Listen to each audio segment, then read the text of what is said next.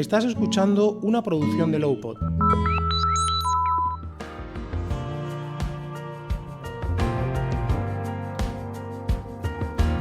Hola a todos, bienvenidos a Glaucoma en la Onda, un podcast de Asociación de Glaucoma para Afectados y Familiares, AGAF.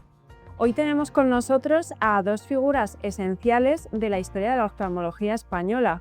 El profesor Julián García Sánchez, pionero en el estudio y tratamiento del glaucoma, y la doctora Josefa Vinuesa, cirujana oftalmóloga con una extensa trayectoria llena de experiencias humanas y solidarias. Bienvenidos ambos. Muchas gracias, hola. Hoy ambos van a compartir con nosotros su testimonio vital, que pensamos que puede ser muy interesante para enmarcar la situación actual del tratamiento y la investigación, no solo sobre glaucoma, sino oftalmológica. Queríamos empezar preguntando qué les llevó a cada uno de ustedes, por su parte, a elegir la oftalmología. Yo no tengo antecedentes de ninguna clase de nada de oftalmología, ni siquiera de medicina en mi familia. Sin embargo, por una causa que no recuerdo, empecé a estudiar medicina. Y cuando yo estudiaba quinto curso, había unas prácticas de oftalmología. Y en una de esas prácticas de oftalmología, una tarde cualquiera que voy a mis prácticas, me encuentro con que lo que estaba haciendo el profesor que nos enseñaba la práctica era cómo se lavaban las vías lagrimales para comprobar si estaban permeables o no estaban permeables, y me gustó tanto que en ese momento decidí así de repente que eso era lo que me iba a gustar a mí, es lo que me iba a dedicar toda la vida, y así ha sido. De momento, a pesar de la edad que tengo, digo, me sigue entusiasmando todo lo que tiene que ver con la oftalmología. Y la doctora Vinuesa nos explicará a ella lo que... Sí, lo vi muy resumido. Yo, cuando estaba en sexto de carrera, no te había decidido todavía, pero ya tenía en mente que tenía que decidirlo, porque ya al año siguiente tenía que empezar a hacer la especialidad. Y tenía barajado varias especialidades, la oftalmología, que era médica y quirúrgica, me gustaba, pero no me gustaban los profesores que estaban en aquel momento enseñando la especialidad. Pero de pronto una amiga mía me dijo que había llegado un profesor nuevo a Cádiz, porque todo esto ocurría en la Facultad de Medicina de Cádiz, que era buenísimo. Y entonces digo, bueno, pues voy a ver si me admite para comprobar si realmente la oftalmología me gusta. Y cuando llegué, comprobé y es curioso a posteriori que ese profesor, me dijeron que era tan bueno, era el profesor García Sánchez. O sea, que fue mi profesor, mi maestro en la especialidad, y gracias a él, pues he conseguido ser oftalmólogo y llegar a donde he llegado. O sea que se puede decir un poco que el que actualmente es su marido definió un poco su vocación o Claro, su fue historia. mi maestro, fue mi maestro. Y luego fue mi maestro en Cádiz. En el año 76 él vino a Madrid, que ahora lo contará en algún momento. Vino de catedrático a la Universidad Complutense de Madrid. Yo vine también junto con otro grupo de personas que estábamos con una formación mediana, y entonces seguí aquí en Madrid y hasta que saqué una plaza de profesora titular en Salamanca, y entonces el resto de mi especialidad ya lo hice en Salamanca. Y ya trabajé allí en Salamanca hasta que me jubilé. Ustedes estudiaron medicina al final en una época muy distinta a la actual. ¿Cómo era formarse en ese momento en medicina y concretamente en oftalmología? Claro, de aquella no existía todavía el MIR, y entonces tenía uno que andar buscando en los sitios donde a uno le admitían para hacer la especialidad. A veces era difícil, no había examen, era simplemente lo bien que le caías a los profesores que había en esa especialidad. Y tenías que andar por toda España buscando el centro, buscando un hospital, buscando un sitio que tuviera fama y que al mismo tiempo ir a hablar con la gente y a ver si te admitían. El examen no existía, simplemente te preguntaban que no sé qué, no sé cuánto. Bueno, veían un poco como una especie de entrevista, y con esa entrevista pues hacías la especialidad o no. La especialidad inicialmente, cuando yo terminé la carrera, era de 2 años, y muy poquito tiempo después ya subió a 3, y luego posteriormente, cuando ya el MIR entró de lleno, ya son 4 años, y eso sigue siendo en este momento 4 años después de terminar la carrera. Ahora tiene uno que hacer un examen al terminar la carrera, el examen para escoger especialidad, y según el número que uno saca puede escoger especialidad en un hospital o en otro, y una especialidad u otra. Y eso ya, la vocación ya depende muchas veces del número que uno saca en el examen de final de carrera para elegir especialidad.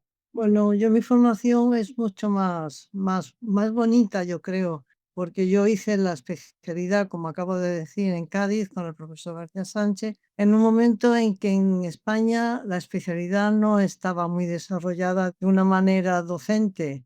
Entonces nosotros tuvimos la suerte que el profesor García Sánchez venía de una escuela muy desarrollada y cuando llegó a Cádiz puso en marcha todo lo que se necesitaba para tener una formación perfecta. Esto es un microscopio para poder operar de una manera mucho mejor como empezamos a operar, una asepsia en el quirófano que incluía usar guantes cuando en aquel momento no se usaban guantes y una manera de hacer y de ejercer la medicina, la oftalmología por secciones, por especialidades, de manera que cada cual se dedicara a hacer una cosa que lo haría mejor que otro. Entonces, fuimos la primera promoción suya de Cádiz, de formación de residente, una especie, lo que era el principio del MIR, era lo que teníamos allí.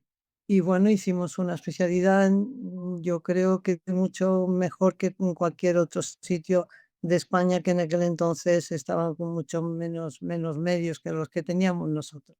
Estudiábamos por libro, que eso para mí me parece que es una diferencia importante cuando estás formándote, estás haciendo la especialidad, tú puedes estar aprendiendo de tu maestro, de los oftalmólogos que están por encima de ti, de muchas cosas, pero los libros y estudiar la oftalmología, en este caso básica, es fundamental.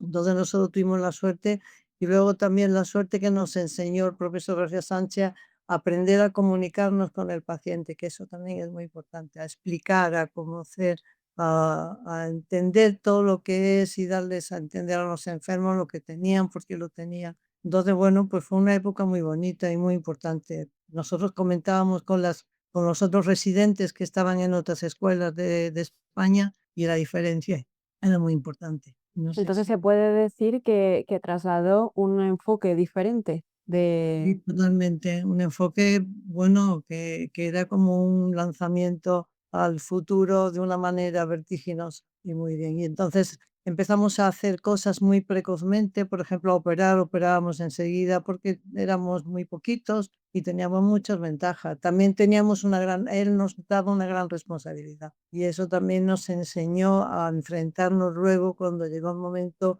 con consultas de mucho volumen de enfermos y saber manejarlas, claro. Julián, aquí, bueno, ha mencionado Josefa que fue realmente un pionero en la manera de enseñar, en el enfoque, pero también fue un pionero en el glaucoma. ¿Cómo comenzó su andadura con el glaucoma, su interés? Bueno, yo venía de Santiago de Compostela, entonces al llegar a Cádiz, en principio, una de las cosas que hice fue compartimentalizar el servicio. Antes entraban los pacientes y no había una separación, es decir, no había una superespecialización dentro vamos, de ningún hospital en España. Y entonces pusimos en marcha dividir en compartimentos, es decir, hacer un grupo que se dedicase al glaucoma, otro a la retina, otro a, bueno, a distintas partes, otro al estrabismo, etcétera, con lo cual conseguí que las personas se fuesen especializando poco a poco y eso favorecía mucho, sobre todo cuando se trata de la cirugía. Es decir, si una persona que quiere hacer bien un tipo de cirugía, si intenta dominar todas las clases de cirugías que hay en la oftalmología, pues nunca va a tener capacidad suficiente de solucionar problemas serios y graves de un aspecto determinado. Como yo venía de una escuela donde el glaucoma era muy importante, pusimos en marcha pues lo imprescindible para operar bien el glaucoma. Primero, hacer 2 quirófanos dotados de microscopio, que en aquel momento casi ningún hospital de España, solamente la Clínica Barraquer y el Instituto Oftálmico Nacional disponían de microscopios. Nosotros en el año 72, siendo un hospitalito pequeñito de una provincia, ya teníamos 2 quirófanos con microscopio. Y además de eso, como digo, y fuimos compartimentalizando y haciendo que determinados de los colegas se especializasen en algunas cosas. Eso nos llevó a hacer los primeros cursos en directo, de operaciones en directo, porque teníamos nuestro microscopio y teníamos grabadoras. Y eso es lo que nos llevó que en el año 75, 76 nos eligieron para hacer el primer gran libro sobre el tratamiento del glaucoma que se hizo en España y que fue presentado varios años después, ya cuando nos vinimos a Madrid, continuamos con él. En el año 79, en Santiago de Compostela, en un congreso de Santiago de Compostela, fue donde presentamos ese libro. Entonces fue, por así decirlo, el glaucoma que se operaba con las técnicas de principios de siglo a transformar los servicios de oftalmología en una cirugía del glaucoma que se empezó a desarrollar a finales de los 60. Y en eso fuimos los primeros que hicimos cursos para enseñarle a la gente ese tipo de operaciones. De tal manera que cuando nos vinimos a Madrid en el año 76, nosotros ya teníamos mucha experiencia de 3 o 4 años haciendo ese tipo de microcirugía ya, y en muchos hospitales no existía. Cuando vinimos a Madrid, curiosamente, siendo un hospital mucho más importante que el nuestro de Cádiz, pues prácticamente la cirugía que hacíamos nosotros en Cádiz, aquí en Madrid aún no había llegado a ningún hospital de Madrid. Y fuimos los primeros que empezamos a hacer microcirugía del glaucoma, la trabeculectomía fundamentalmente y la trabeculotomía, que son técnicas que aparecieron a finales de los 60 en todo el mundo, y aquí en España se retrasaron un poco porque en aquel momento casi nadie utilizaba aquí microscopios para operar. Y es una cirugía tan delicada que si no se utiliza un microscopio es prácticamente imposible de hacer. O sea, nuestra gran aportación fue convencer a la gente que tenía que usar un microscopio para operar si quería entrar en la cirugía, que era moderna y que solucionaba los problemas que anteriormente los glaucomas, pues la cirugía antiglaucomatosa hasta los finales de los 60 era una cirugía de muy poco éxito. A partir de los finales de los 60, principios de los 70, en la medida en que la gente empezó a operar con microscopios, la cirugía empezó a tener éxito y muchas operaciones de glaucoma hechas precozmente evitan a una persona que vaya a la ceguera, pues fue cuando se pusieron en marcha. Y en eso creo que tuvimos una labor muy importante, y el libro que hicimos en el año 79, que ya la doctora Vinesa colaboró conmigo en ese libro conmigo, y un compañero que ya ha fallecido, Jaime Miralles de Imperial, fue el otro. Los tres, entre los tres hicimos ese libro que fue, por así decirlo, la Biblia del tratamiento quirúrgico del glaucoma durante muchos años. Precisamente, bueno, desde luego, son una cantidad de cambios abismales en cuanto a la situación anterior y el nuevo enfoque, todas las innovaciones son realmente admirables. Yo quería preguntar a Josefa precisamente cuándo entró el glaucoma en su vida. ¿Fue a raíz de Julián? ¿Tenía interés previo? Pues fue al principio, cuando él ha contado que una de las cosas, de los cambios importantes que ya empezó a hacer en Cádiz, lo de compartimentalizar la especialidad, pues en la sección de glaucoma, el otro doctor que acabamos de mencionar, que luego fue catedrático, Jaime Miralles, y yo llevábamos esa sección, éramos los responsables de todos los enfermos de glaucoma que llegaban, hasta el punto que nuestra tesis doctoral, tanto la suya como la mía, la hicimos antes de venirnos a Madrid, la hicimos de glaucoma. Yo la hice del nervio óptico y él la hizo de tomografía del humor acuoso. Entonces, bueno, pues la verdad es que eso nos dio opción para profundizar en el campo del glaucoma y ya seguir un poco esa línea de especialidad. ¿Cómo han visto la evolución del glaucoma, del tratamiento, de la detección en estos años, desde que ustedes empezaron? Bueno, en principio la primera gran revolución, como digo, fue en la década de los 60 y principios de la década de los 70, desde dos puntos de vista, tanto el tratamiento quirúrgico, que fue el que realmente evolucionó de una forma más importante, como el tratamiento médico, porque se estaban utilizando colirios que eran de 1800 y pico, de finales del siglo XIX. Y los medicamentos nuevos empezaron a aparecer curiosamente al mismo tiempo que la cirugía empezó a innovarse y a hacer cosas mejores. Los betabloqueantes, las prostaglandinas posteriormente aparecieron también aproximadamente en la época en que los movimientos sobre la cirugía se desarrollaron de una forma muy importante. Después de eso hubo un tiempo en que parece que las novedades no fueron tan importantes, hasta que llegamos a finales del siglo XX y entramos en el siglo XXI, y ahí surgió una nueva gran revolución, que es lo que dentro de la microcirugía del glaucoma pues aparecieron, por así decirlo, nuevos procedimientos que trataban, que se llama la cirugía mínimamente invasiva, es decir, hacer lo mismo, pero con tamaño de las incisiones mucho más pequeñas. Ya todo el mundo ya llevaba 15 o 20 años trabajando con los microscopios, con lo cual estas innovaciones entraron más fácilmente en la mente de los cirujanos porque ya venían utilizando microscopios. Como digo, la primera revolución de finales de los 60 y principios de los 70 fue más difícil porque hubo que convencer primero a la gente que si quería entrar a la nueva cirugía tenía que aprender a operar con el microscopio. No es tan fácil como uno se puede pensar, es decir, no es me compro un microscopio, me pongo a operar y ya está. Eso necesita Un aprendizaje. un aprendizaje que luego ya cuando llegó esta segunda revolución, a finales toda la gente ya venía acostumbrada a no operar nada si no era con un microscopio, por lo cual esta segunda revolución fue más rápida.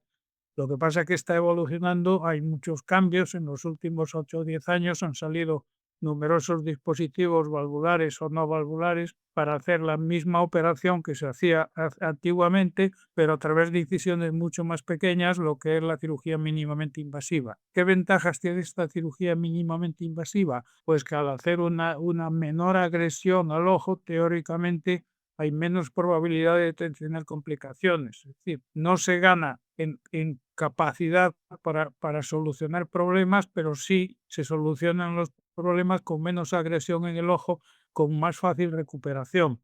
Toda la tendencia de los últimos 15 o 20 años se basa fundamentalmente en eso. Yo hago la misma tipo de cirugía que se hacía antes, pero perfeccionada a través de artilugios que nos permiten hacer la operación a través de una incisión muy pequeñita que tiene menos complicaciones, menos probabilidad de tener una infección y sobre todo le permite a la persona, pues casi como cuando se operan de las cataratas, que una persona a las 24 horas de la operación ya prácticamente puede empezar a hacer su vida casi normal, y eso es un poco lo que también se está consiguiendo en el glaucoma a través de los nuevos dispositivos que son unos tubitos que se colocan comunicando la cámara anterior con el espacio subconjuntival cada vez más pequeños, pero que hacen la misma función que los grandes tubos que utilizaban hace 15 o 20 años, porque la tecnología ha permitido fabricar esos tubitos de tamaño de micras casi, que son casi invisibles al ojo humano si no es a través del microscopio. Todo eso es un poco las dos revoluciones grandes que hubo, una en la década de los 60 y de los 70 y otra a finales de este siglo y esta primera década y ya en la segunda década con mayor precisión. También le quería preguntar a Josefa, no solamente es que haya investigado y haya realizado pues cirugías de glaucoma aquí en España, sino que también tenemos entendido que ha participado en proyectos fuera de España. Si nos puede contar un poco su experiencia. La verdad que la experiencia de ir a un país, a África concretamente, es inolvidable y es muy especial. Nosotros y el profesor García Sánchez ha ido, los últimos años también ha ido, llevamos el equipo, íbamos desde el año 2003, más de 20 años. Este último año ya hemos dejado de ir porque hay muchos problemas. Desde la pandemia vino la guerra y aquello estaba en muy, muy malas condiciones. Íbamos a Etiopía, al norte, a la zona que se llama el Tigray, y a la ciudad que es la capital de esa zona norte, que se llama Mekelle. Mekelle es una ciudad que tiene como 180 o 200.000 habitantes. Entonces allí en un convento de monjas, que eso sí que es encomiable la labor que hacen las monjas en África, pues íbamos a un convento que está regido por monjas, por 4 monjas, o sea, el convento es enorme, pero ahí hay 4 o 5 monjas y entre todas hacen un dispensario de niños, otro de adultos, mujeres que le enseñan a coser, a cocinar para que no haya prostitución, para intentar evitar al máximo el SIDA. Bueno, todo un complejo, pues dentro de ese complejo allí se creó una especie de clínica que fue cada día estaba mejor, con microscopio incluido, con una serie de medios que nos permitía operar todo. Pero ¿cuál es el problema? Que lo que hay que operar allí, los enfermos llegan en unas condiciones muy malas, llegan prácticamente ciegos. Van desde los alrededores de la ciudad, van andando, van como pueden. Últimamente la ONG le puso un autobús que los iba a recoger, pero aún así las circunstancias son malas. Entonces son casos muy complicados. ¿Eso qué quiere decir? Que el médico que va, el oftalmólogo en este caso, que va a operar allí, tiene que tener experiencia. No puede ir cualquier oftalmólogo que quiera ir bueno, voy a ver si allí aprendo algo, allí practico algo, no, allí hay que ir con la lección aprendida y sabiendo muy bien lo que hay que hacer, porque además tiene solo una oportunidad. El enfermo llega porque está ciego, el oftalmólogo le hace la operación que considera y se tiene que ir al día siguiente porque la campaña está establecida, está organizada para que al día siguiente lleguen otros 20 o 30 pacientes que pasa lo mismo, se operan de lo que tengan y luego se van al día siguiente y así los 15 20 días que estamos allí. ¿Cuál es la cirugía que más hacemos? La de catarata, lógicamente, porque es la que nos permite con una técnica que no es la última ni con aparatos especiales, sino es una técnica con microincisión que permite que luego al día siguiente se pueda el enfermo mover y no tenga ningún problema. Esa técnica es un poco complicada, pero nos permite conseguir que el enfermo vea. Entonces es una gran satisfacción cuando al día siguiente le levantamos el apósito y el enfermo ve cosas que allí en Etiopía, si no ve, no puede comer, no puede vivir y entonces las mujeres son las más vulnerables porque son allí la sociedad, la mujer lo lleva todo, lleva bueno, niños, la casa, van por leña, van a todas las faenas del campo, que esa zona es fundamentalmente agrícola. Entonces, bueno, pues la labor que hacemos es la que podemos. Allí la convivencia desde el punto de vista humano es importante porque hay que convivir durante muchos días. Cada cual tiene que dar de sí lo mejor que sabe y hacer lo que realmente sabe y el compañero lo que sabe y el otro lo que sabe. Es decir, que tiene que ser un trabajo en equipo, que es de la única manera que funciona. El glaucoma es un problema muy gordo en África. Los enfermos que van a la consulta creen que tienen catarata y a veces sí que la tienen y creen que operándose de catarata van a recuperar la visión. Y entonces un glaucoma no se puede operar porque al día siguiente, si se tiene que marchar, no puede tener un cuidado postoperatorio, que sería lo ideal. Entonces, con el glaucoma intentamos hacer técnicas que permitan un pronóstico, que nos permita conseguir algo, pero no podemos hacer las técnicas que hacemos aquí. Es un problema muy gordo. Y luego hay un problema que eso tiene que ser así. Allí nos llegan todos los enfermos que calculamos que podemos operar, 30, 40, 20, depende del día y depende de las necesidades. Entonces, hay que operar lo que realmente pensamos que puede tener solución. Si un enfermo vemos que tiene catarata, pero que su retina no está del todo perfecta, o por lo menos no la podemos ver bien, entonces hay que dejar ese enfermo y coger otro que tenga un buen. Y eso es muy duro. Seleccionar el enfermo cuando hay mucho, porque si tenemos un número adecuado para poderlos operar en el día, se operan todos los que el pronóstico permite. Pero a veces hay que descartar algunos, entonces es duro descartar.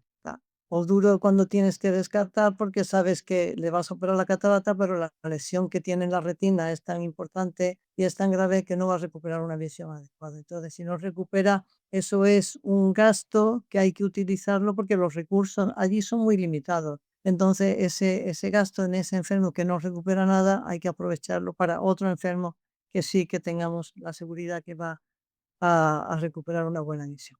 Y eso es un poco lo que luego allí es una convivencia buena. Realmente las monjas dan todo lo que pueden decir para que nos encontremos bien. Antes era mucho más fácil todo, porque teníamos un gobierno que nos permitía nos permitía no tener que pagar mucho dinero, los laboratorios daban una serie de lentes intraoculares, tenían un cupo para ayudar a las ONG. Pero ahora está muy mal todo, porque ahora para ir allí a hacer el bien, como si dijéramos, necesitamos un permiso de trabajo, hay que pagar una barbaridad, $1000. O sea que las cosas se han puesto muy mal y eso va en beneficio de los pobres que están allí, que al no tener posibilidad de operarse, pues bueno, Ustedes han dedicado toda la vida realmente al glaucoma, a la oftalmología, cada uno a su manera, en su ámbito, pero al final es toda una vida. ¿Ha habido algún momento de desgaste, alguna vez en la que dudaran de que ese era su camino? Dudar, desde luego, yo no he dudado nunca de que no me equivoqué. Desgaste a lo mejor llega a veces cuando tienes casos muy problemáticos que no sabes cómo vas a solucionarlo, que intentas solucionarlo de la manera que sabes mejor y que pones todos los medios. En ese sentido, sí, a veces es como si ya te cansaras un poco, aunque luego tienes fuerza para seguir. Bueno, todos hemos pasado, después de estar tantos años en la medicina, por momentos mejores y momentos peores.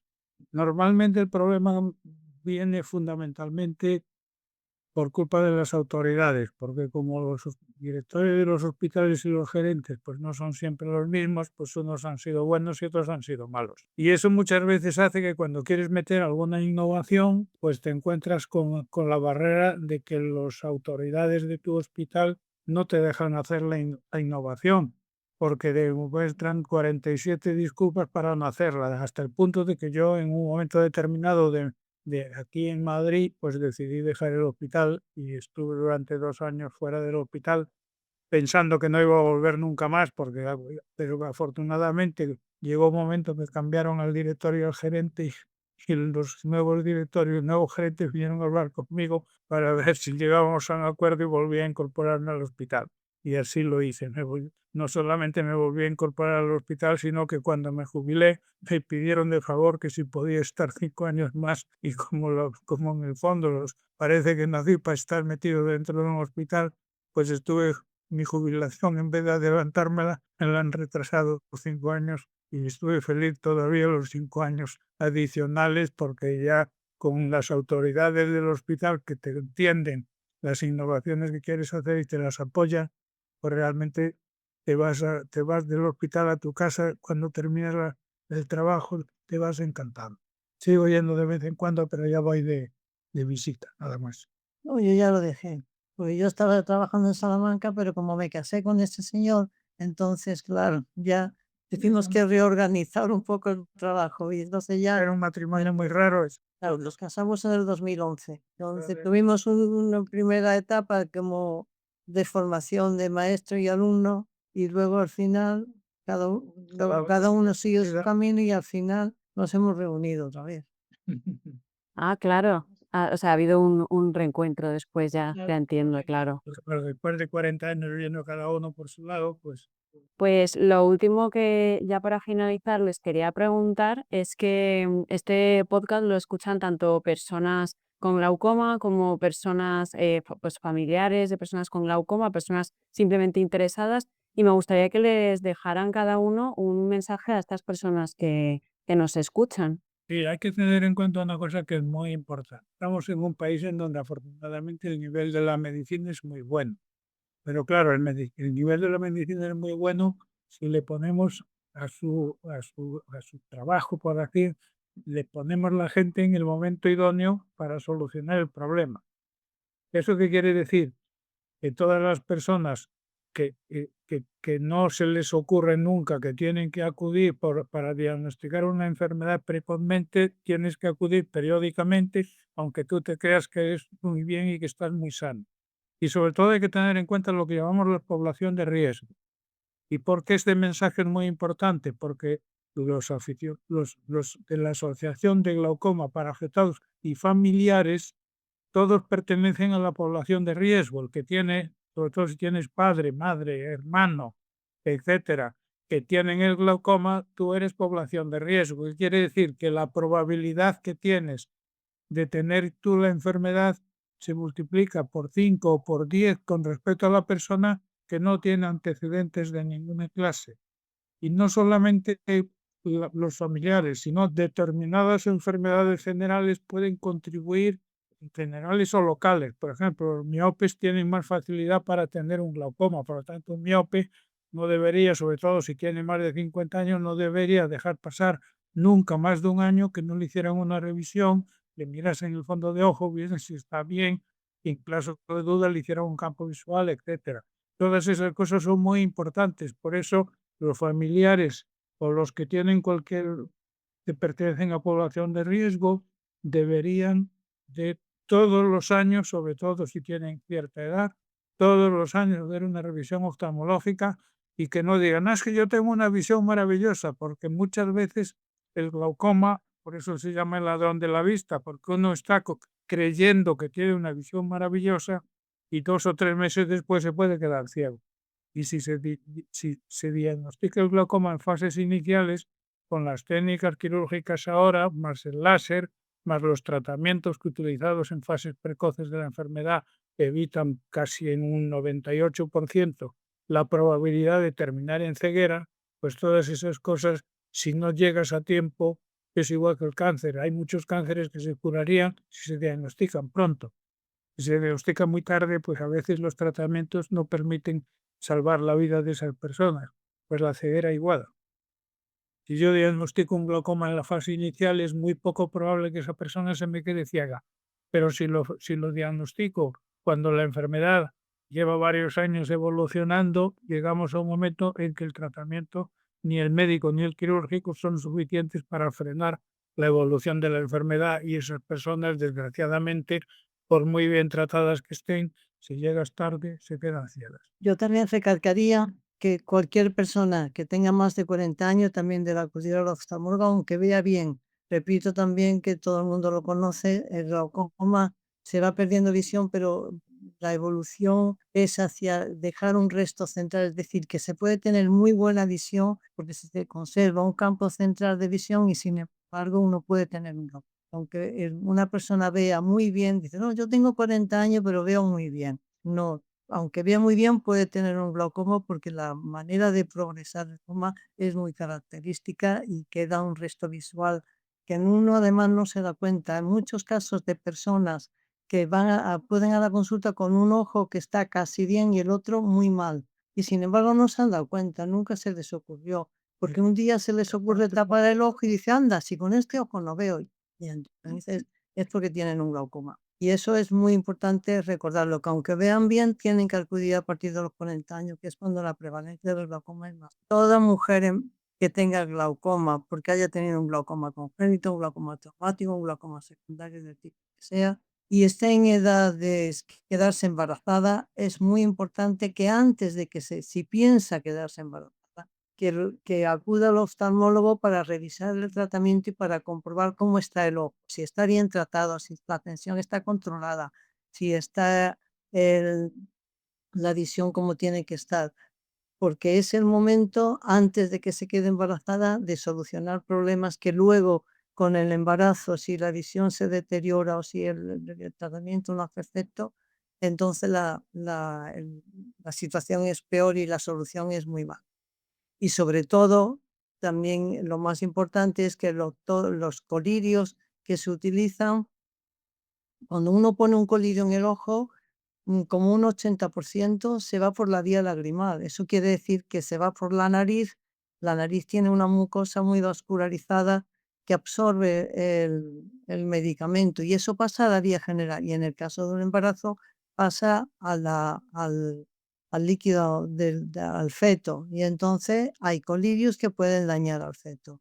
Entonces hay que saber qué colirios, en principio, en todos los prospectos pone esto no se puede utilizar la embarazada y es cierto, pero dentro de lo que no se puede utilizar hay algunos que son más inocuos, que hacen menos daño y que se puede, ah, mediante una serie de maniobras, evitar que lleguen al feto. Entonces eso también es muy importante. Toda mujer que esté en edad de quedarse embarazada, que tenga un glaucoma, tiene que acudir al oftalmólogo para Para comprobar. controlar el tratamiento, comprobar para no ponerse un colillo que pueda ser el perjudicial destino. para el feto.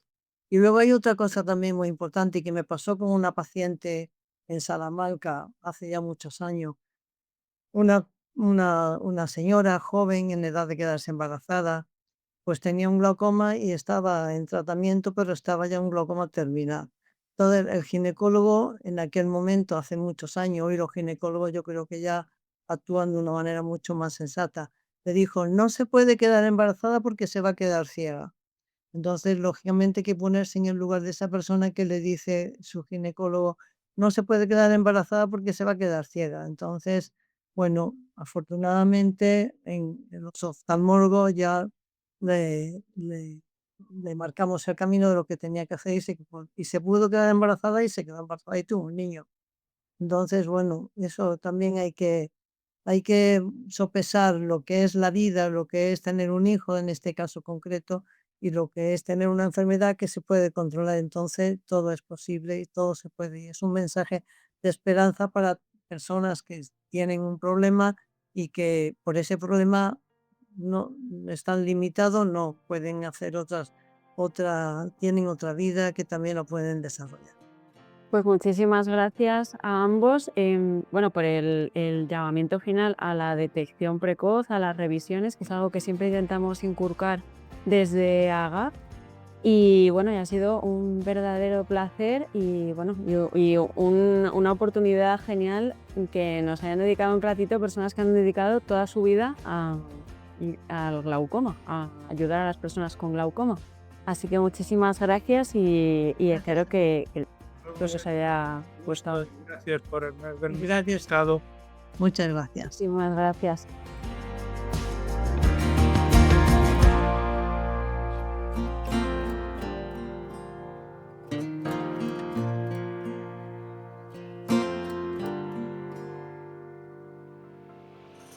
Cada vez son más las marcas que apuestan por el podcast como herramienta de comunicación.